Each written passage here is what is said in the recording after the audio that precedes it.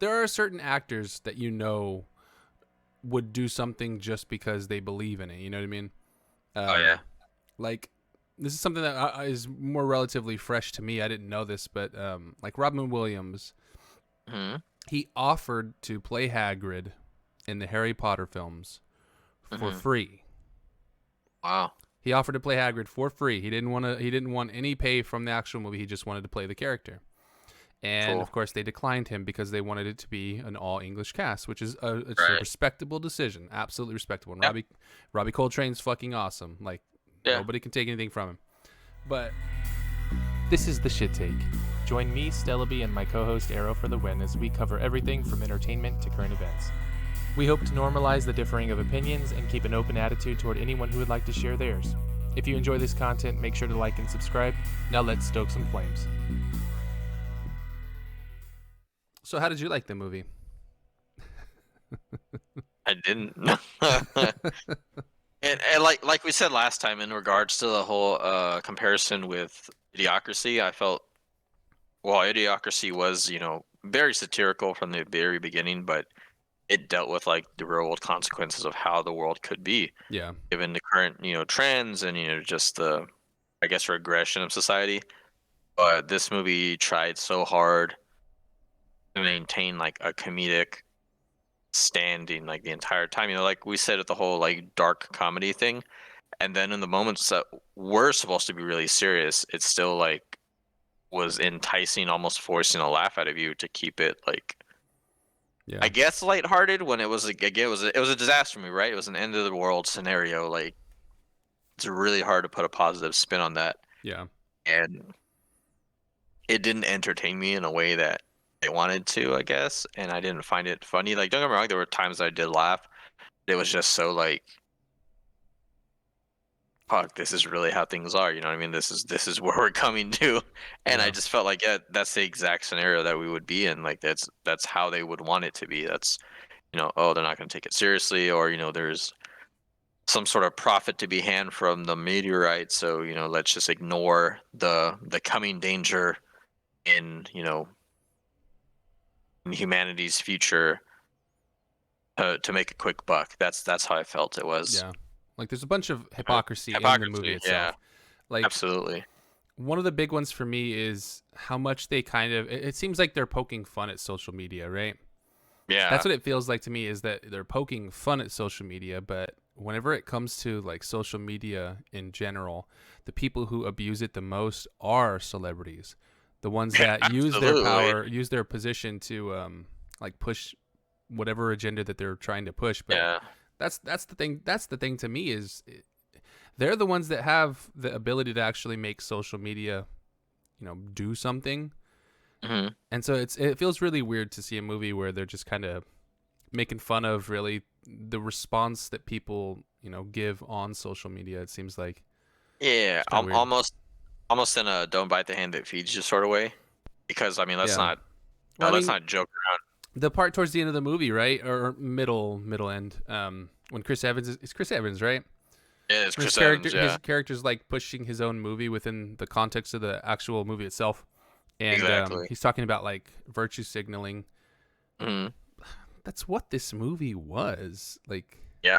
it was virtue signaling. It It was might like, be right, but it's still virtue signaling because yeah, you're making it was one like side out to be the good guys and you're making the other side out to be seemingly, I don't know, just brain dead. wrong. Yeah, exactly. And it was a meta commentary, like, in the worst possible way, because Yeah. like, let's not kid ourselves. Meryl Streep was literally just Trump.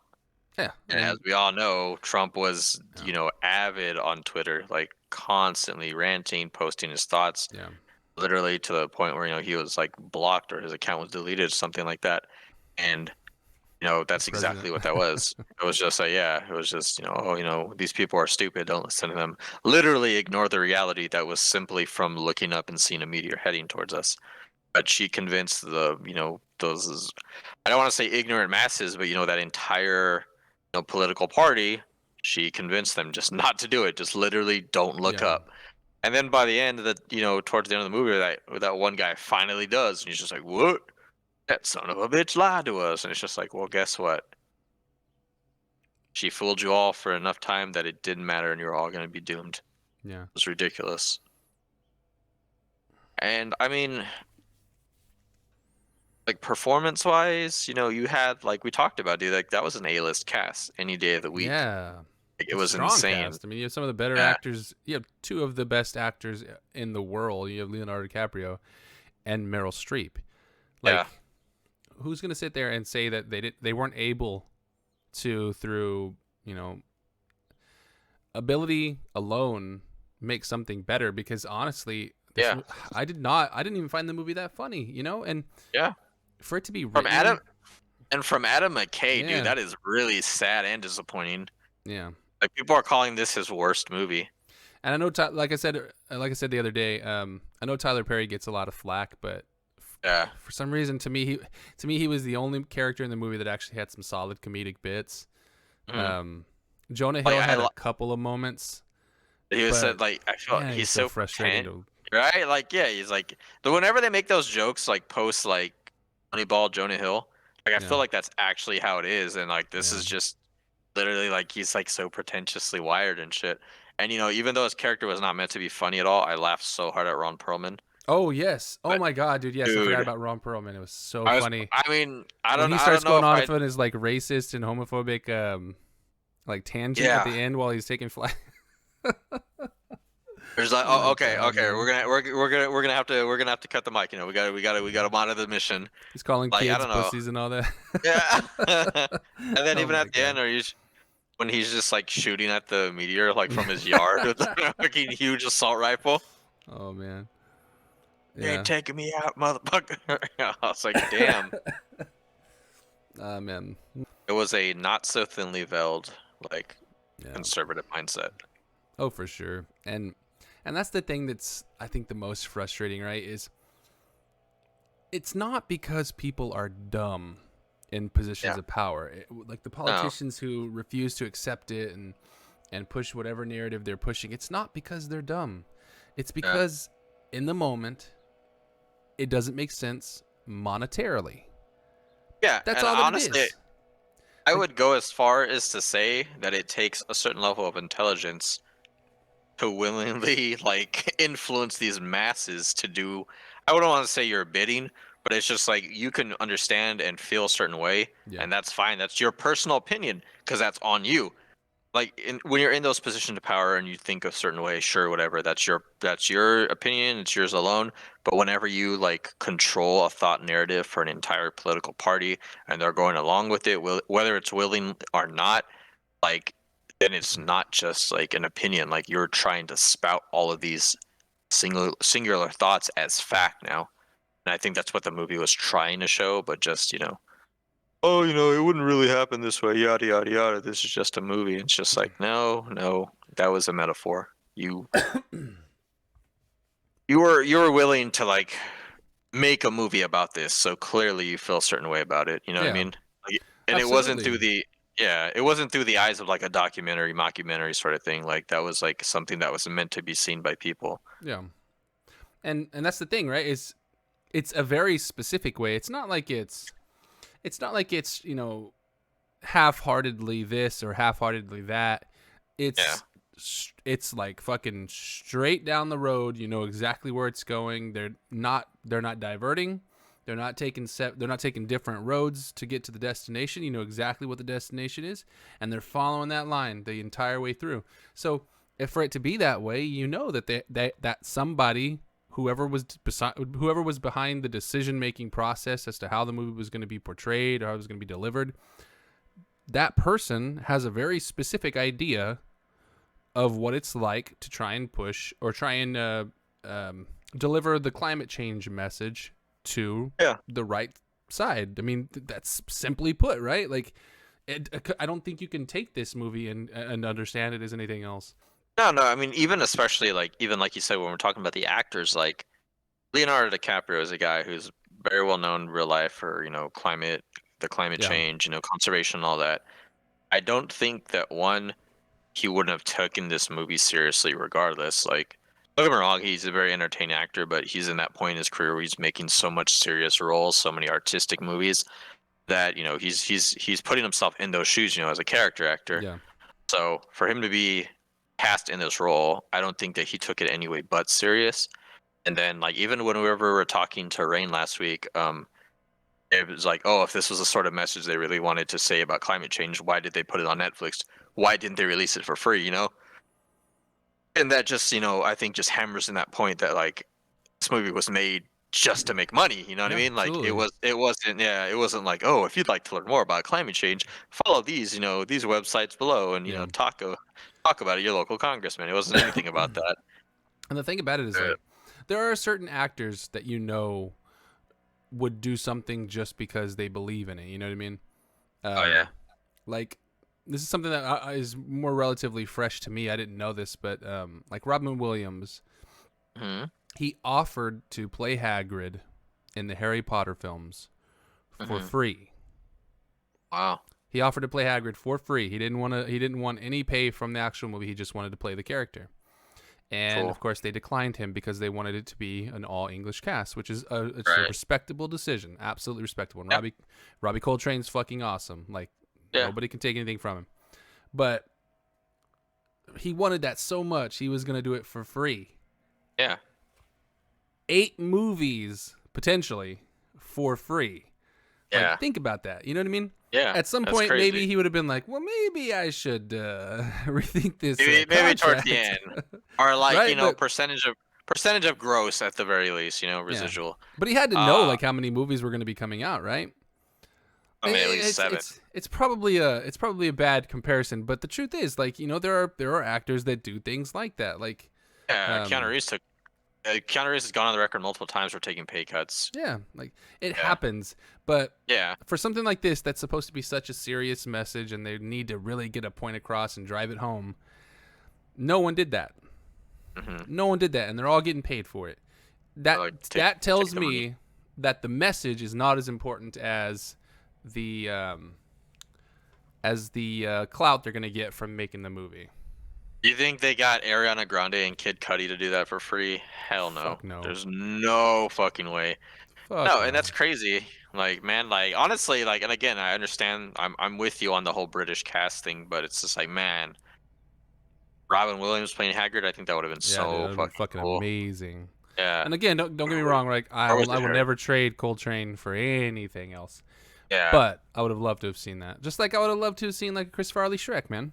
Something else they did that I didn't really find to be necessary was whenever they were arresting them, and he's literally saying, like, I'm just a black man, whatever, you don't have to shoot or something like that, right? But forcing play that that up. also, that secondary narrative, like every single opportunity they had, like if it was something that was related to the left, it would be pushed. You know what I mean? It wasn't just climate change; it was a whole lot of different shit.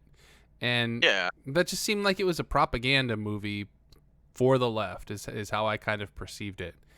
And Right. yeah, Just I a feel like lot that's a of weird things. one. Like, it just like there's nothing wrong with a movie with a message Yeah. at all. I don't think anyone's trying to make that that comment.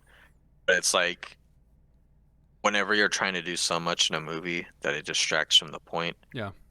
Because like they were literally putting a timetable when that meteor was going to strike the Earth, kill everyone, and they were doing so much other shit that had nothing to do with Like it. him cheating on his wife, which had, Yeah, I mean, was the whole thing of him cheating on his wife literally just a plot point so that he Yeah. can come back and see his family at the end of times. it was so It's ridiculous. such a stupid thing. Like, And then go and also within that time frame go to Jennifer Lawrence who was in another state, pick her up and then drive her back to his Yeah. house. Oh, here's my new boo. We're all having like a classy family dinner. yeah. And It just- it was just It just felt like somebody was like, well, we need this one moment of him and the family. And Yeah, they need absolutely. to get over whatever's bothering them or whatever, became between them so that they can spend their last moments together. And because of that, they said, you know what, let's just make it to where he cheats on his wife.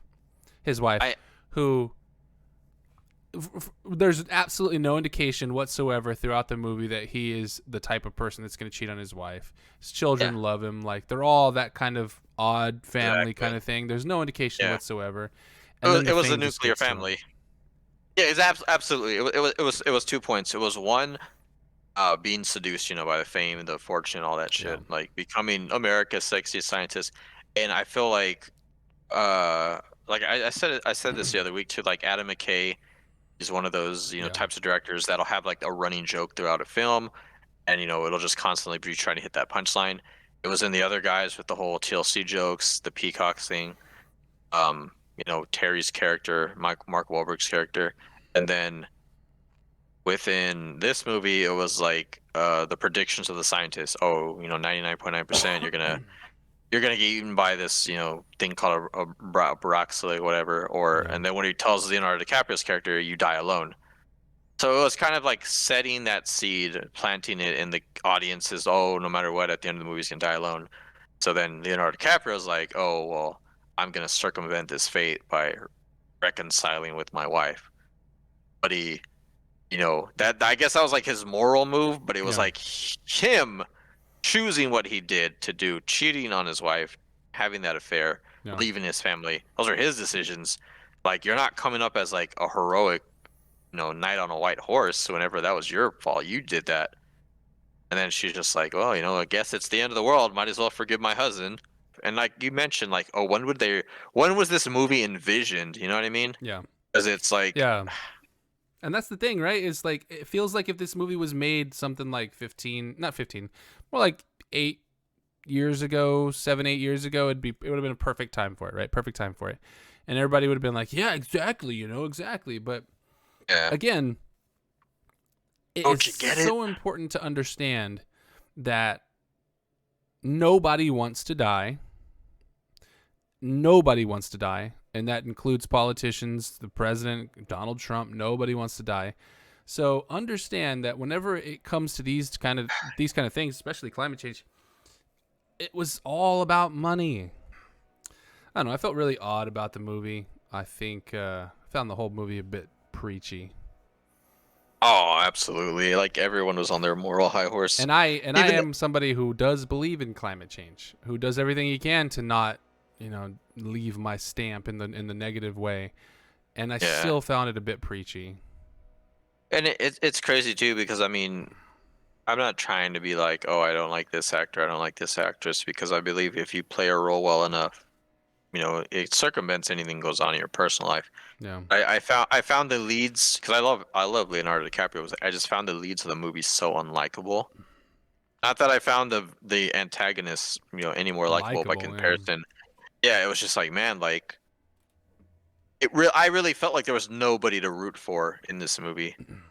By Yeah. the end, you're like, well, the meteor is the only one that hasn't done anything wrong, right? Here's an Yeah. extinction level event. My favorite part of the movie was just the end. I thought, not like everyone destroying, but that song that played, that Bon Iver song, was really. I felt it was really fitting. It was a cool tune. Like I feel like overall disaster movies aren't so far off in between anymore. We're living in that age where you're seeing like, oh, like even when 2012 came out, remember that movie? Yeah. And it was this big old like global phenomenon, Hollywood blockbuster, like, oh, what if this is how the world end? And yeah, it played off on a lot of like the extinction fears that people had back in the year 2012. uh that was all within like the earth itself, with the volcanoes and the tectonic plates and Yeah. the tidal waves and all that. This one was like, oh, what if the planet was destroyed by an outside source? And ultimately, it having that really well. I'd say Adam McKay is a very well known director, with coupled with those A-list casts that he had. The movie just kind of fell short on its own message, and I feel like dark comedy as it was, satirically, I felt like it was trying to make itself too funny. Yeah. I don't know. Overall, I'd probably say somewhere around 5.5 out of 10. Okay. Like I said before, I found the whole thing to be a bit preachy. We know climate change is real, and I think the most people tend to fall in line with that way of thinking, that climate change is real, and so most people do what they can to prevent themselves from leaving as much behind as they can. You know what I mean? Yeah. That footprint. Sure, yeah.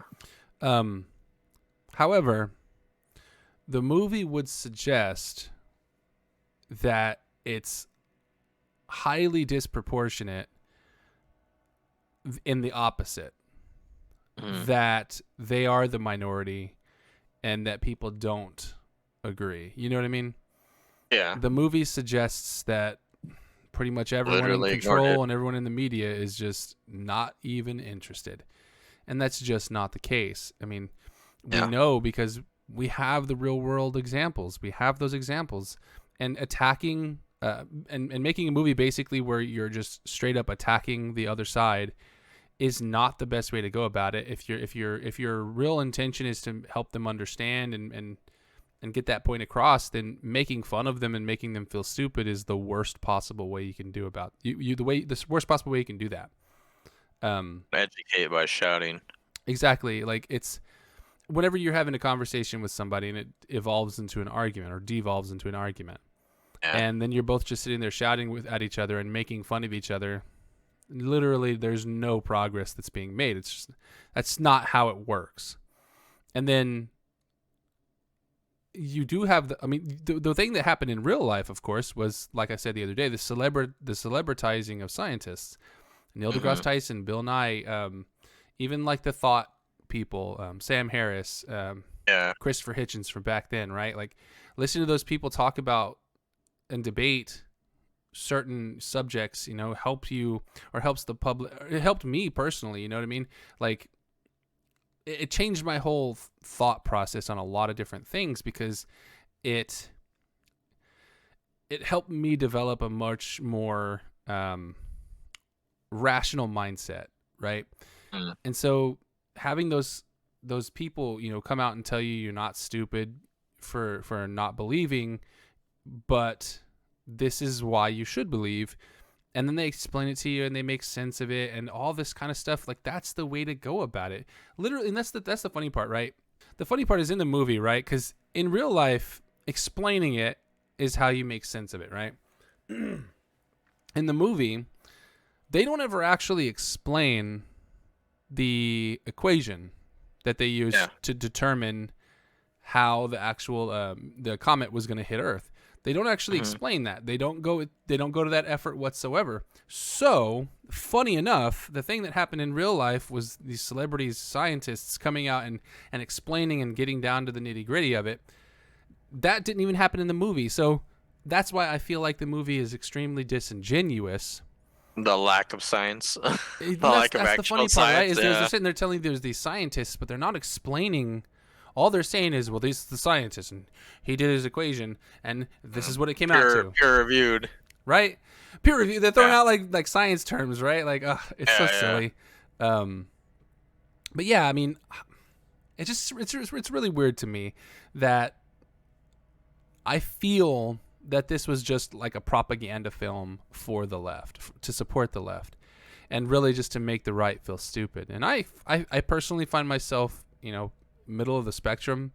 I don't Yeah. lean one way or the other. I try and just do whatever I think is rational, and I think that's how you should do it. If I'm being honest, that's why I do it myself. But yeah, man, it's just disingenuous is how I would label the movie, for sure. And the Final fucked up score. part is, yeah, no, I'm gonna get to it. I'm sorry. The fucked up part is, for a comedy, it wasn't very funny, and Yeah. judging it based on the acting in the movie, based on the pacing, based on the decisions made in the movie, just completely regardless of climate change itself, based on the comedy, which I didn't think was very funny, I'd probably give it a 5 out of 10. I don't think it was anything special. Definitely don't think it was anything special, but I can understand how somebody could watch it and enjoy themselves, because for the most part, it's not too. I don't know. I would say it is actually too far off. It's just not a real representation of what actually did happen. That's the weirdest part, right? It's like, if they if call it a didn't have- mockumentary because shit like this already does happen, but you get so much of it wrong while getting pieces of it right. If it didn't have so many like traits and quirks of an Adam McKay movie, I would not have believed it was Adam McKay who had directed it. But it was just like it had like all his stamps on it, you know what I mean? Yeah. It's like watching a John Woo movie and seeing of doves flying over by, like it's just, it's the signature of his style. Yeah. But it's just Our MVP for Don't Look Up is Ron Perlman playing Benedict Drask. Yeah. Seems like a little bit of an iffy choice, I know. But best of a worst bunch. Best of the worst for sure. I think all the other characters, or actors rather, fell short. And so we wanted to pick the one character that I personally laughed at. Don't get me wrong, right? Like, it's definitely for the wrong reasons why he was funny, but the reason why he was funny is because I think that of all the characters, like, he's the one that came off the most like he was supposed to be playing. Thank you for watching. If you've enjoyed this content, consider liking the video. Also, make sure you're subscribed to be considered in our giveaways. We'll hold them routinely as our subscriber goals are met. This has been The Shit Take. Sometimes it's hard, sometimes it's easy, and we hope to see you next time.